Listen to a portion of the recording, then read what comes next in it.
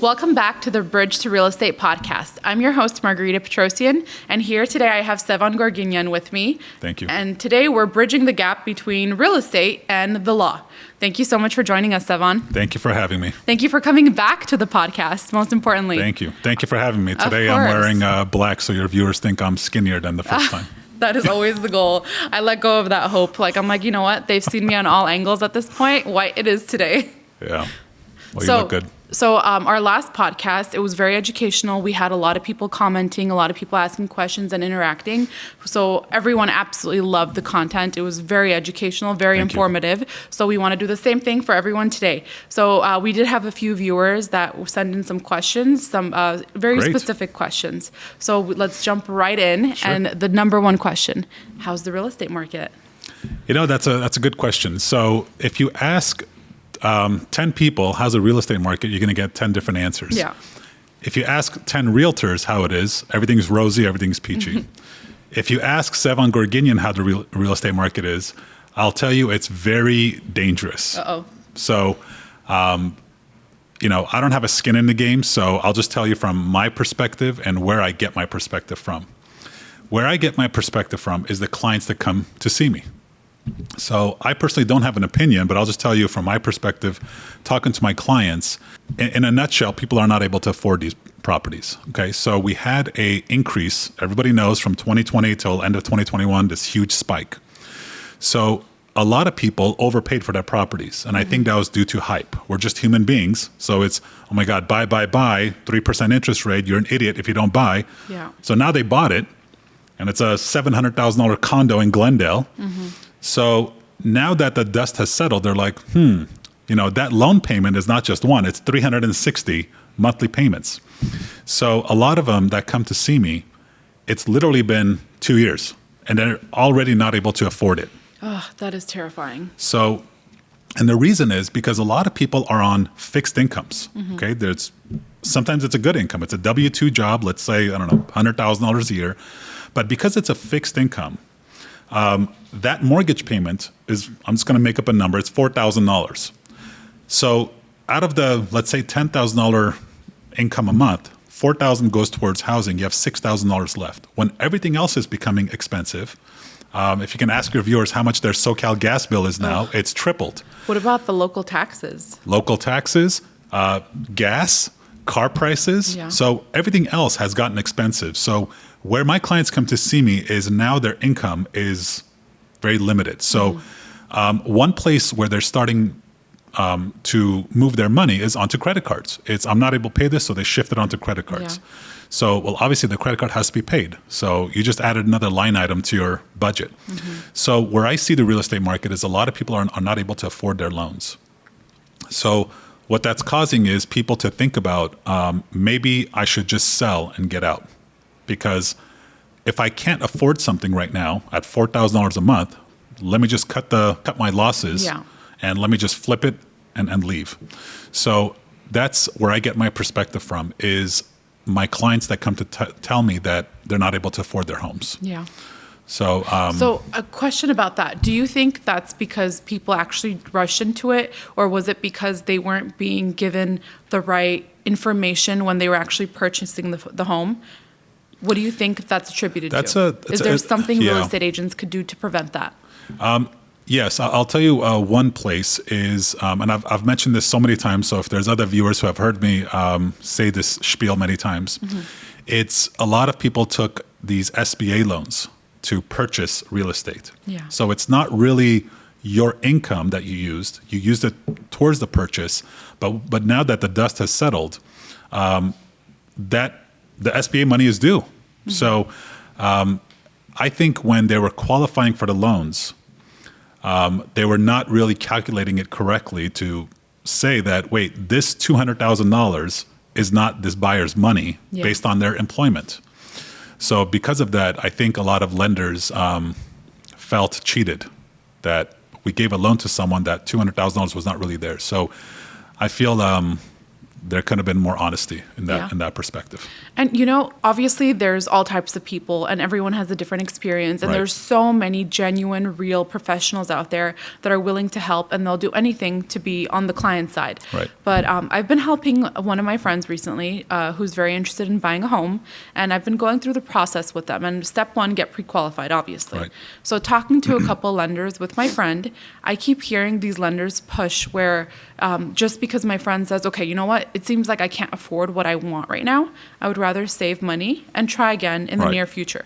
And because they want to make that sale now, they say, well, you know what? If you just give me this piece of paper, or if you just get your mom to give you this much, Right. I can get you pre-qualified for a larger amount. And then my friend's really excited here, but then, hello, think about it. So you're going to go out of your way. You're already, like you said, on a fixed budget, Right. and you know how much you can afford.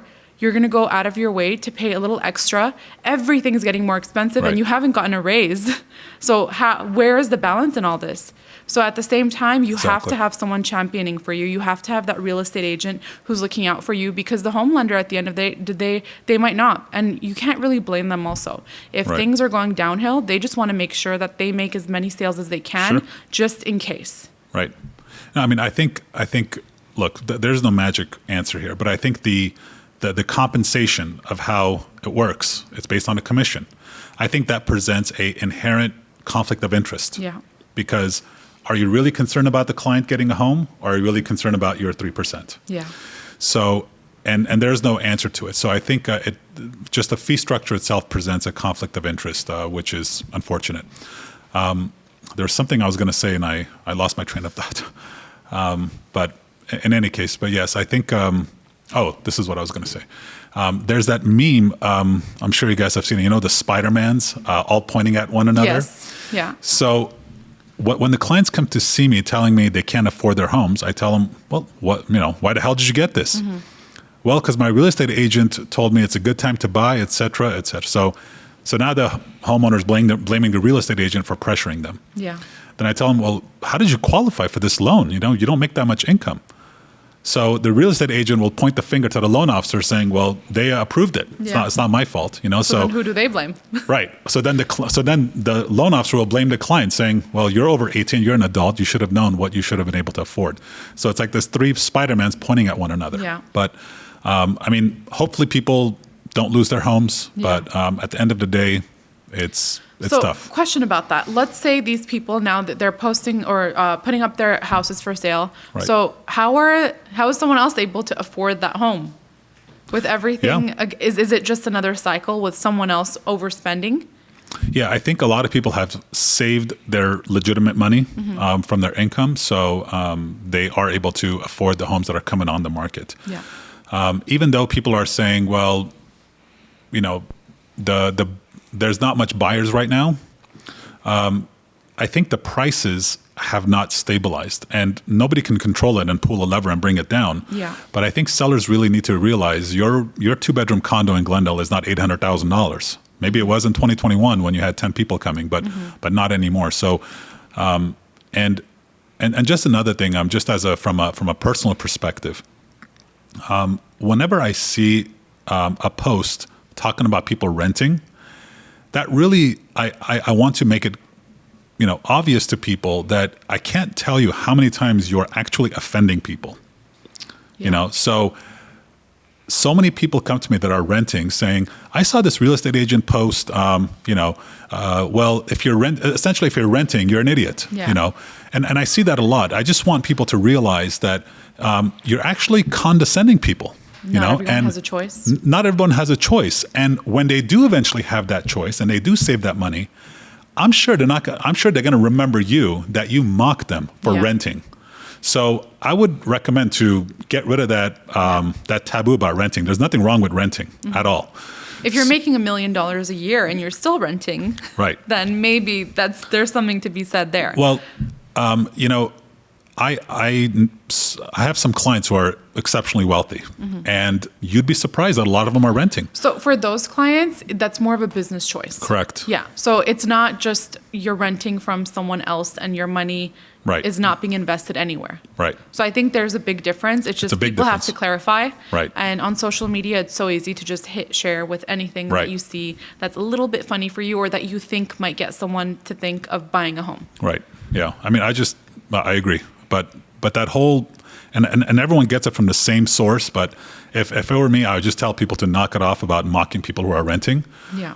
Because everybody talks, no one likes to be made fun of. So, Yeah. and yes, they understand it's better to buy, it's just, they don't have the $90,000 down deposit. Yeah. And honestly, it's really difficult. It You were is. talking about having a salary of $10,000 a month.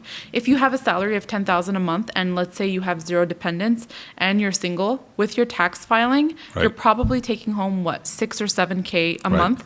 So then now you're only taking home 6 or 7K a month. Rent now is at least $2,000. Correct. So if you had 6, now you have 4. Right. Now for 4,000, there's a car payment, there's the grocery bill that's higher than ever, all your utilities. You're probably you're left with, if you're really, really frugal, maybe 3,000 a month. Right.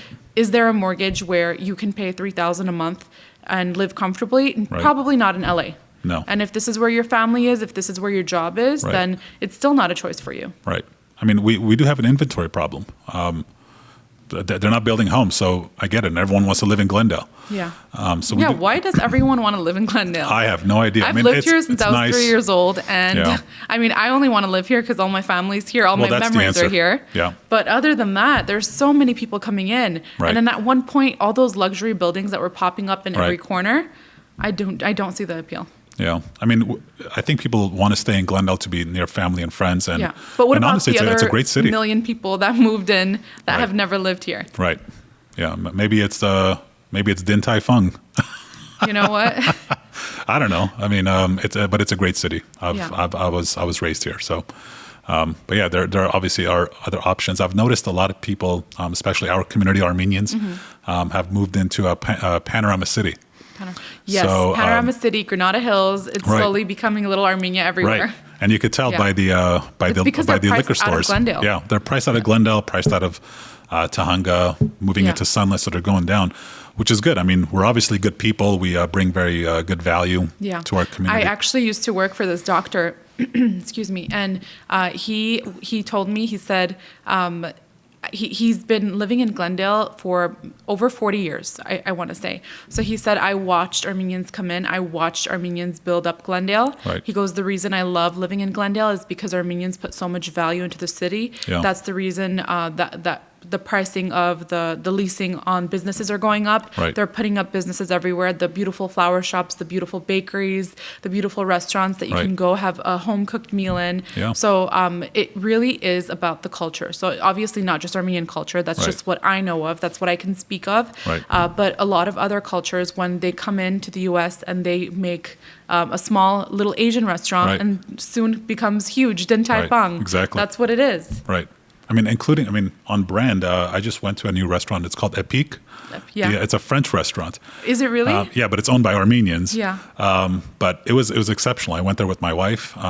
It was our Valentine's Day. And your wife is thing. a chef, right? And my wife is so a chef. if she says it's exceptional, She everyone thought has it was to great. Go. Yeah, it's Yeah. very beautiful inside. I mean, they spent a lot of money in Yeah. it.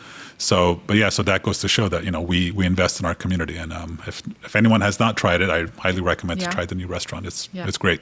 And you know what? Armenians really have that luxury down, the sense of luxury. Yeah. They know people are willing to spend a little extra if they make Yes. it beautiful on the inside. Right. And they're right. Yeah. That's why you see people going into a nail salon and Right. paying double what they would pay at a tiny little hole in the wall. Right. Yeah. I actually do get my nails done myself. So So you know. I know. Yeah. You spend a little extra to Yeah. be in that beautiful environment. It's a TMI, but yes. Yeah. Anyway. Yeah, I love Glendale for that reason. love it. But also, I don't want to hype it up too much. People need to stop moving in because Yeah. I'm never going to be able to afford a house in Glendale at this Right. rate. I actually was looking at those apartments that you're speaking of, and there's one on a little street where historically, ever since I was little, it's all been tiny little apartments that were rented by families who have one income and stay-at-home moms with multiple kids. And then they popped up this luxury apartment, and the city of Glendale actually, I think they developed it. So they have they're making money off of this. So they decided to give like 4 units away for median income housing. People that live in Glendale were able to buy it. The rest of them, it was $800,000 for a 2-bedroom. What? And it's not on the best street. And it's, I think it's considered South Glendale. So it's like not even in central Glendale, not even in the hills of Glendale. So the pricing is getting crazy. And the city of Glendale is filled with smart, hardworking people in the city as well. So they saw the value of it and they capitalized off of it. Yeah. No, it's great. I mean, we see a lot of, what happened on Central? You know, it's now, when I was growing up, Central was dingy. I don't know what else word to use. It was flat. That's a good way of putting it. Yeah, it was flat. And so now you got these beautiful apartments. But yeah, and those great. big buildings, the business buildings. Which one? Down Central, right by Glen Oaks. Like New York Life is there. Oh, yes. The Fuse building is there. Yeah. So many large buildings. Yeah. So back in the day when I was younger, Glendale was small little, you could almost say they're houses from far away. Yeah. Now it's turning into like a little mini LA. Right. From far away, you can see the buildings. Yeah, there's a new one coming on right behind Chase on Brand and the freeway. Mm-hmm. So I saw it on someone's post. They approved the plans. It's going to be a high-rise. Oh, is it? Where that parking lot is. What is that? Is that Maryland? Yeah, on Maryland. It's right behind the Chase. Oh. It's a parking lot. So they're going to demo that parking lot. Yeah. It's the Maryland parking lot? Yeah, the one right behind the Chase Bank. Yeah. Yeah. So they're going to demo it, and it's going to be this tall skyscraper building. Wow. Yeah. Wow. So yeah, so they're expecting a lot of people. They're expecting a lot of people to come in. Yeah. Oof. We need to get out of Glendale. Yeah. Come to Tahunga. It's also wonderful. Really busy in Glendale. That's one of the things. With traffic, I used to be able to go to Target in the middle of the night for a quick bottle of water or whatever I needed.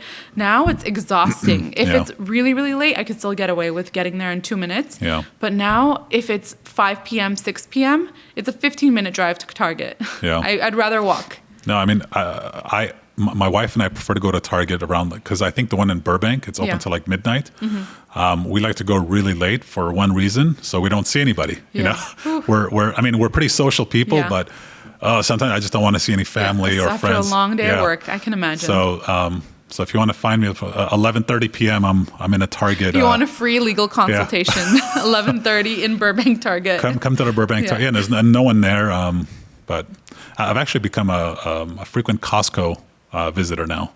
So that's what happens when you have a family. Yeah, I've gone to Costco now a few times, and I'm starting to feel the addiction. Yeah. So they have everything. They have everything. You know, they even sell coffins. In the actual store? Yeah, they it's half of a coffin. Wow. So it's like you can. So if you want half your body buried. Yeah. Well, no, I think they're just showing the demo. I cannot believe it. So yeah, if you want to go get milk and grapes, and hey, I'll just walk out with this coffin. So it's pretty. A checkout purchase. It's pretty wild. Yeah. I don't know. I don't know if you put it underneath the cart or something, but that's so funny. Yeah, but imagine taking that home on top of your car. Yeah. With the Christmas tree. Yeah. It's anyway. Yeah, everything is changing. Okay, so speaking of change, so I was reading how in 2023 there was a bunch of real estate laws that changed. Correct. And I know you specifically, you deal with bankruptcy, trusts, and estates. Correct. So has there been anything significant legally that have changed that you think our viewers should know?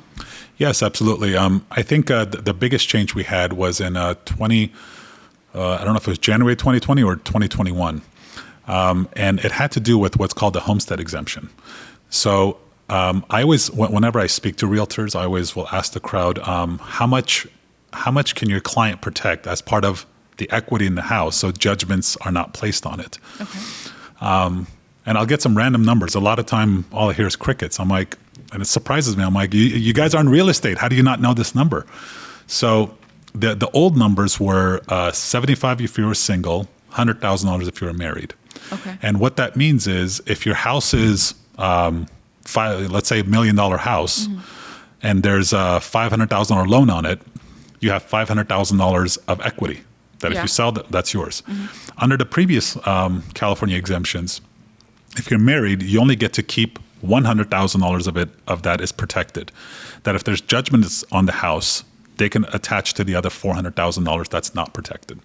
So in I'm going to say 2021. In January 2021, Governor Newsom signed into law that increased that homestead exemption, and it now is based on the county median, the median sales in that county. Okay. So in LA County is now $600,000. No way. So we just went from you were only able to protect $100,000 if you're married, to now you get to protect up to $600,000. So if your condo is worth $500,000, right, it's fully protected, covered. fully protected. So if someone puts a judgment on it, so if you have, American Express sues you and they get a judgment against your property, you don't have to worry about it, because when you go to sell, the first $600,000 of equity is yours, and anything left goes to the judgment creditor, and that only applies once per your house, not to your rental property. And you can't double it if you're married. It's just once, $600,000. So I think that's the biggest change that's happened. So, and a lot of my clients have benefited because obviously they have judgments against their properties. How can they change it so drastically? When was the last time it was changed? Is my next question. It was a long time ago. I don't have the date. It was a long time. Yeah. It's long overdue. I mean, those numbers, $75,000 if you're single in equity, it's like, come on. I mean, the home price is appreciated. So we're very fortunate to have that increased. That's incredible. So that's the biggest change. That's really good news, and that's really important for real estate agents to know. And it's different state by state? Yes. Okay, different so state by state. You said it was the median of your county? Correct. Okay, yeah. That's also important to know. Right. So, and if you go on to California Association of Realtors, CAR, they actually have PDFs of what the current median is in the county. But I would say the lowest I've seen between Riverside, San Bernardino County, up Ventura, I would say the lowest I've seen is like $450. So anywhere between $450 and $600. And also the houses there are cheaper. Correct. So it would cover almost all of it anyway. Yes, right. Yeah, incredible. So that's the biggest thing. So your house is basically protected. Yeah, and I think that's something valuable. important that real estate agents can just supplementally tell their a prospective home buyer, right. Just so they can be sure that you're updated with the latest laws. Right. You're able to protect them, and you go the extra mile for them. Correct. That's not something I've ever heard. So Yeah. that's great information. Thank you. Yeah, perfect. Okay, so and something else that reminds me. So you talked about the increase of money. So with inflation happening, everything's getting more expensive. Right. So with bankruptcy, I know there are certain limits on how much money you're able. Let me rephrase that. So with bankruptcy, depending on how much money you make, right. The laws change. Right. So have those numbers increased? Yes. Perfect. Yeah. So those numbers have also increased, and I think the question is. What income is required to qualify for a bankruptcy? Everybody wants to file a Chapter 7 bankruptcy, which is the quick 90-day, everything is gone. But you can't make too much money, okay? And I'm going to put too much money in quotes. There are limits. So going off the top of my head, for one person, and it's actually not that high still, but for like one person, it's going to be about $70,000 a year. And it goes up based on the number of people in your household. So I have a famous saying that is not actually mine. I heard it, so I'm not going to take credit for it. It says, in bankruptcy, there's a saying that says what's good is bad and what's bad is good. So outside of bankruptcy, it's great. You make a lot of money. I make $200,000. But when you're in bankruptcy, that'll disqualify you from Chapter 7. We got to put you into a different type of bankruptcy. So yeah, but those have increased. The amount of exemptions and other assets you're allowed to keep have also increased.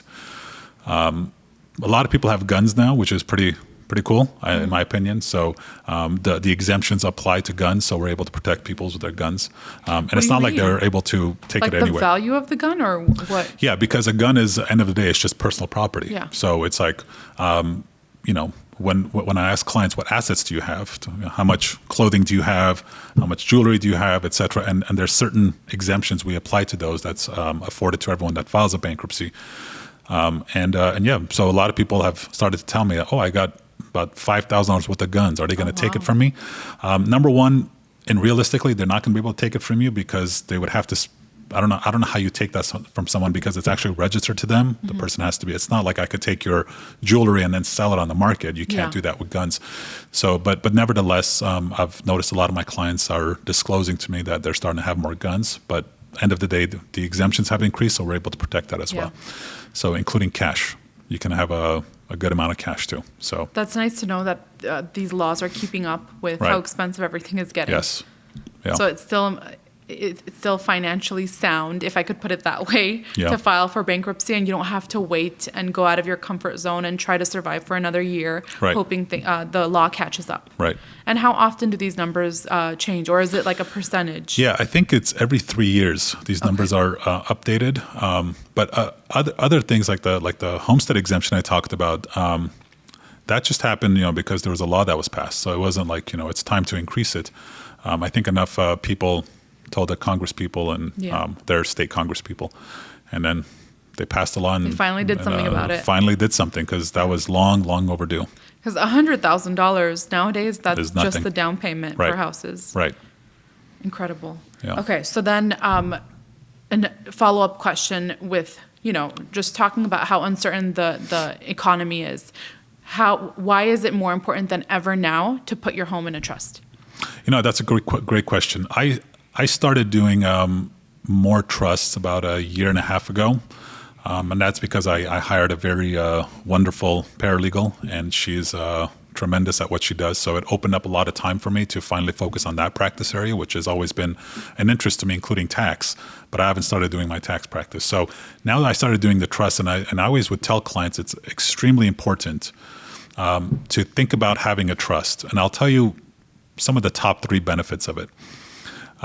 But before I get there, I want all the viewers to know the biggest myth in the world. And I don't know where this rumor started from, but a lot of people believe that if they put their house in a trust, then it's protected from people that are suing you and from judgments. That's not the case, okay? So, and I always tell clients, because they'll call me saying, oh my God, I'm being sued. I got to put my house in a trust. And I always tell them, I'm like, do you think you're the first person to think of that? If it was that easy, we would not have a court system. But if also it was that easy, then it still wouldn't count, because you put the house in a trust after the date that you're sued. Exactly. So then you're doing something after you're sued. But I always tell people, I'm like, look, that's not how it works. Okay. So to make it clear, and hopefully one day people will finally dispel of this myth, putting assets in a trust does not protect it from creditors and from judgments, okay? And here's why. A trust is nothing more than a box. And like I mentioned before we started, I told you I was going to use this box as an example. So these are beautiful flowers. So these are beautiful flowers. So those viewers, this is a box with what is that, purple, blue? Blue. These are blue roses. Are they real? They are real, and they last a year.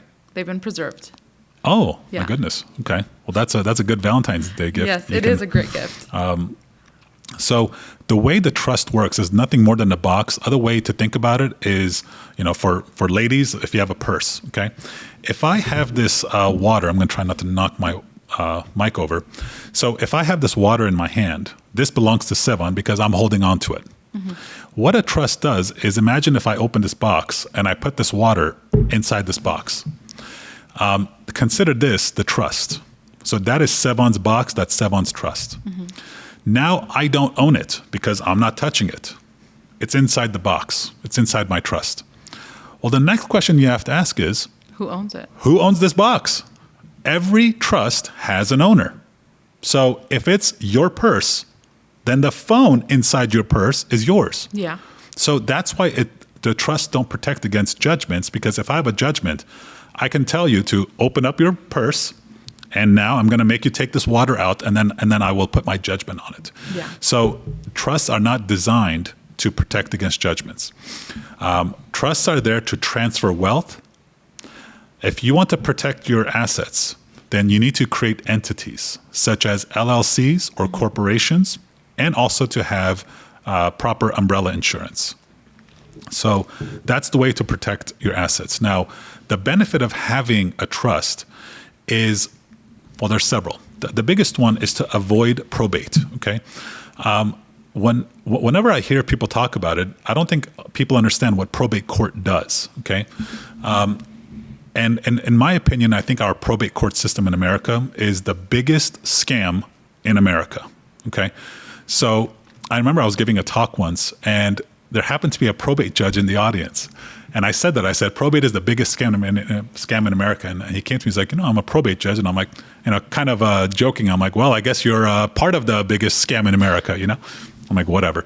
So, and here's why. The probate court is designed to see who is going to get your assets if you pass away. Okay.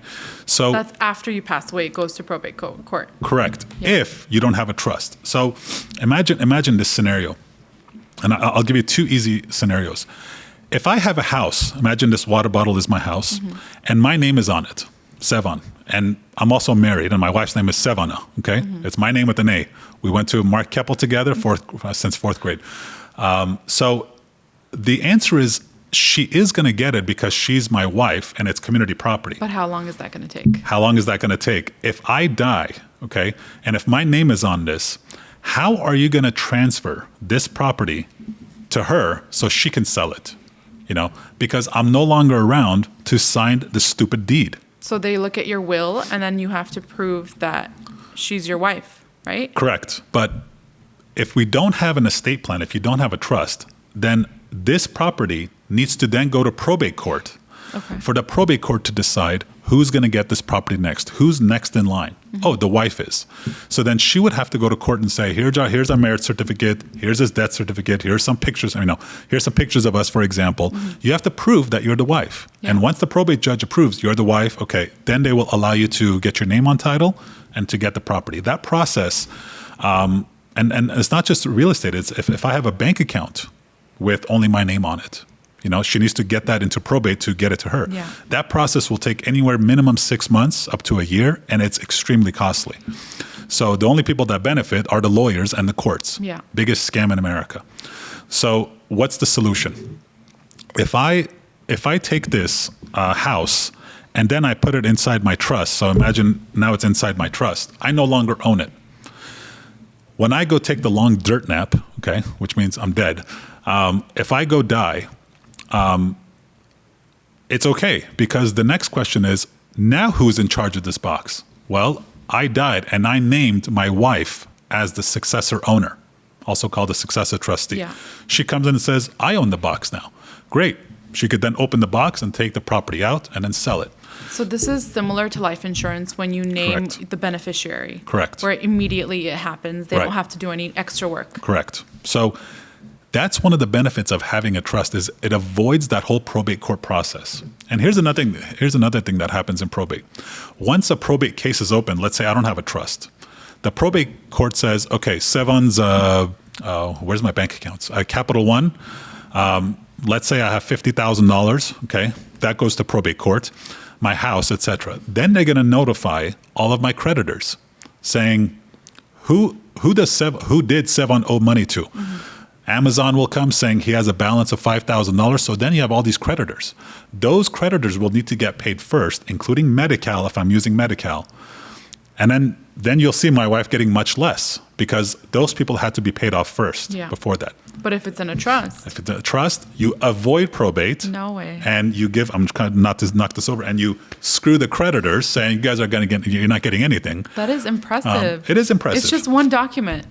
It's a few documents, but it's an incredible thing that is afforded, and then that's the biggest benefit. The second biggest benefit for the trust is the savings for the capital gains tax. Okay, so I'm again just going back to this example. If I buy a house for $100,000 and I sell it for $300,000, that's a $200,000 gain. Yeah. You'll pay a capital gains tax on that $200,000. I'm just going to make up a number. It's like, let's just say 30%. Okay, so that's the gain tax that you will pay. Now I know there's a $250 exclusion, $500 for married couple. I get it, but just for simplicity's sake, on that $200,000, you're going to pay a tax. But if I put that same property into my trust and I name my kids as the beneficiaries, later when they get it, let's say in the year 2080, this $100,000 house that's in this box, and once it comes out of the box into their name, now both my wife and I are dead, then the kids get it. When this property comes out of the trust and it goes into their name, the value of that property is reset to the date that it's transferred out into their name. So if in the year 2080, my $100,000 house is now worth $1 million, that's a $900,000 gain. Yeah. But once it's transferred out of the trust into their name, the value goes up to 1 million. And if they sell it the next day for $1 million, zero capital gains. So that's only if the person who created the trust has passed. Correct. Yeah. Okay. So that's and that's if you want to sound fancy with the tax people, that's called a step up in basis. Okay. So that the value that I bought it for 100,000, once my kids get it in the year 2080, it steps up to $1 million and it goes to them. So your kids are gonna avoid paying capital gains tax. Yeah. That's the proper way to transfer properties to your kids. And same with money. You put cash into the trust and they don't have to pay a tax on that. That's separate. That's separate. Okay. But what I was going to say is the worst way to do what I just said is to put your kids on title. Okay. Some parents are like, hey, it's just me and my wife. In case something happens to us, let's go add my daughter onto title. So now it's owned by 3 of us. If we die, hold on, I'm trying to put the 2 fingers down so I don't flip myself off. Okay. There you go. You can use the forefinger. I'm looking at my fingers. I'm like, anyway. So once we both die, she will get it. That's a very wrong way to transfer title because you're avoiding your kid from getting that capital gains tax saving. Yeah. So sometimes it's called the poor man's will by just adding your kids on title. I would say just create a trust and give it to your kids through the trust. Okay. And creating that trust, what else can go in there other than your home and your cash? That's a good question. So the typical things that are go in a trust is your house, any investment properties, your cash, investment accounts like TD Ameritrade, things like that. What doesn't go in there, and also businesses. So if cars? You can put cars, but the car has to be paid off. Okay. And I would say it's only if it's a valuable car. Like if it's like a Toyota Camry, no offense to Toyota Camrys, I'm talking about like vintage vehicles that are very valuable. Okay. You can name not yourself as the owner of the registered owner, but you would name the trust as the owner of the car. Yeah. So again, that classic Porsche is now in this box. So most people will put exotic vehicles, but what does not go in a trust is life insurance and retirement accounts because those already have designated beneficiaries. Yeah. So the checks will get written to them directly. One caveat I want every viewer to remember, and because I just saw this happen to a client, the designated beneficiary you have on a life insurance or retirement account, if you had kids, make sure, if you want, to make sure that the beneficiaries match to the beneficiary of your trust. Because if before you had kids and I got life insurance and I named my brother as the beneficiary, but then I had kids, when I died, the life insurance company is going to cut a check to my brother because he's the beneficiary. Yeah. If you don't want to fight between your kids and your brother saying that's our money, make sure those beneficiaries match. Yeah, update all the time. Right. And I think it's really important also to say update regularly. Don't just wait until, when I feel sick, when I get old. Right. Because you never know what happens. You don't know what tomorrow holds. Correct. It's really important to do all these things. And I know in a lot of cultures, it's very sensitive to talk about death, to even think about death. It's almost like if you speak it, it's going to happen. Right. So I think it's really important. We're in America. Right. It's not, a lot of people are no longer, well, not a lot. I should rephrase that. There's people now that are no longer living paycheck to paycheck. Right. So it's important to invest your money where it matters. Right. Invest your money where it's going to help the people that you love to make their life easier if, God forbid, the worst happens. So with that being said, do you have any advice on how real estate agents can bring up this talk of trusts and estate planning and all that? Oh, that's a good question. I think the easiest question would be, if you're selling it to a family, it's, once escrow closes, you could say, look, it's beneficial. There's a lot of benefits to put this house in a trust. And then you can advise them that way. I think that's the easiest way because I think once people see it's not just about death, there's a lot more benefits to it. Like obviously tax savings component. There's a lot of benefits to it. So I think during the transaction, they can provide value to their clients saying, you shouldn't hold this in your name, go put it into a trust, etc. Yeah. And I've made it pretty simple because It's a very streamlined process that we run in my office. We can have it ready in about 72 hours. We're very efficient. And we're very cost effective too. We're all on a flat fee. So, and my pricing is all on my website. There is no hidden fees.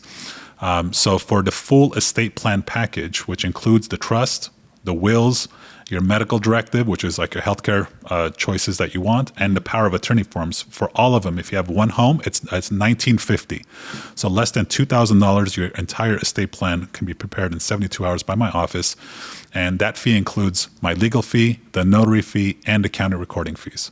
That's amazing. Yeah, and most of my colleagues will charge anywhere between $3,500 to $5,000. Everyone has different prices. I mean, just like cars have different prices. So you do what's in your best interest. But yeah. Question about that. Yeah. How about updates in the future? Great question. What's the pricing on that? Great question. So the updates, I typically will charge about anywhere between $500 to $700, and that includes for my review of your old documents and what I think needs to be amended or what needs to be changed. The two main areas where people need to think about when to update is whether when you did it, your kids were under 18 at the time and now they're old or older, and two, whether you gave a advancement on their inheritance during your lifetime. So let me explain those two. And just as a caveat on the side, people always ask me, when you create the trust, they're saying, wow, your pricing is great. Is there an annual maintenance fee? No, there's no annual maintenance fee. This box lives on forever. There's nothing to pay to maintain it. So typically I would recommend... I'm going to interrupt you. Quick question. So let's say your kids or wife don't know about this, they forgot about it, and you pass away in 2025. Does the lawyer come up to you? Does the bank come up to you to remind you that your father or whoever it is made a trust? That's a good question. No, they're not. What happens is we give you the original documents. It's in a binder. I tell my clients, put this in a safe place. Tell your kids we created a trust. The folder is in our closet. I also will scan in everything and email a courtesy electronic copy so you can have an electronic copy. But no one's going to tell you about it. They'll say, oh, this bank account is in a trust, but now it's incumbent upon you to go find those documents, et cetera. So I've never had a problem with that, honestly. And once they find it, they see my name on it. They're like, so I think the kids will call me saying, hey, our parents passed. What do we do? What's the next step? Okay. Speaking of which, I tell real estate agents, a good source of referrals also is estate planning attorneys. Okay, because if the beneficiary kids contact me, let's say several years from now, saying, hey, mom and dad have passed, we want to sell this property in Palm Springs and there's one in Glendale, what do we do? Who's in charge? So I will tell them how the administration works of the trust. And I'll say, great, here's a real estate agent you should contact to help you sell it. So I would recommend agents to network with estate planning attorneys. But to go back to the maintenance thing, I recommend parents to think about updating it if they need to redistribute how much each kids get. Typically, parents say everything equally, 50-50 to both kids.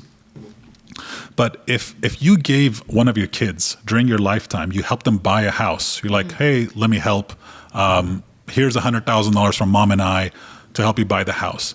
I think you should revisit your trust and update that distribution to say that if I helped my daughter get a $100,000 house, when I die, she should get $100,000 less. It would be unfair between my kids if they have to split equally, because I don't want the other one saying, wait a minute, but dad helped you buy a house with already $100,000. Why do I have to share this with you? So that's one place parents need to update is redistributing the distribution. Yeah. And it goes back to saying this is not about death. It's about watching out for your loved ones. Correct. Even when you're no longer here. Because money should never be a reason why family gets into an argument. Right. Yeah. Including, we also include in there what's called a business succession plan. If you have an operating business, let's say you have a home healthcare business, and then you pass away, if one of your kids wants to operate it, how is that going to happen? How does this business that's in your name transfer to your kid so they can step in and continue operating it? People think, well, they'll just take over. Remember, your name is on the corporate documents. Your name is on the corporate bank account, and you're no longer around. So there needs to be a plan. And that is all in the estate planning document. So your kids can step in and sell the business, take over it, etc. So it's important. Yeah, it's just a way to organize your life and make sure that your legacy continues. Someone's there to take care of it, and no one's arguing over whatever you left behind. Right. So it's pretty simple when you think about it, and very necessary. Very necessary, yes. And it's also simple to do. You're not doing any of the work. Your lawyer's doing all the work. Correct. You just answer some questions. Right. And again, we just send you people tell me, well, how do I get started? Very easy. We send you an email with a very short questionnaire. I actually had a client once who complimented me, which was a big compliment, saying, wow, this was such an easy process, because the prior attorney I went to handed me this 20-page questionnaire, and I know, I'm like, who the hell wants to fill out questionnaires? Yeah. So we send you an email with a link to a Google form, and it's not more than 15 to 16 questions. If you can answer those, I can craft your estate plan that's going to suit you. That'll take 10 minutes to answer it, okay? So there's no paper. And all I need is the photo ID and a copy of the deed showing your name on title. You give us those, you'll have it ready in 72 hours. Amazing. Thank you. Amazing. I don't know how you do it. It's a very efficient process I've created, and it's a software I've created with another person. Oh, that's amazing. It's our proprietary software. Yeah. So we don't pay licensing fees. So I love this. There's so many people that we've had on the show. We talk to them, and they have a very impressive day job, and then they'll develop this really cool software to not only help them, but streamline a process for their clients and make it so much easier. Right. And you know what? This is one of the reasons why you're able to charge less, because you don't overwork yourself doing something that could be simple. Yeah. There's no software fees we pay, so we pass on the savings to our clients. And perfect. Yeah. That is very impressive. Thank you so much for coming back on, My pleasure. Sevan. It's been a pleasure to have you as always. Thank you. And we're definitely having you back on. Every time there's an update in the laws, we're having you back on to explain to the real estate agents how they can explain this information to their clients. I'd love to. Thank you very much for having me. Thank you so much. Thank you. And everyone at home, thank you again for watching. We hope you found this to be very informational. And if you have any questions about how you can pass along this information to your clients, you can always reach Sevan on social media on thepocketnetwork.com, and you can also message us, and we will do our best to help you. Thank you for watching, and remember, make these changes because change begins at home.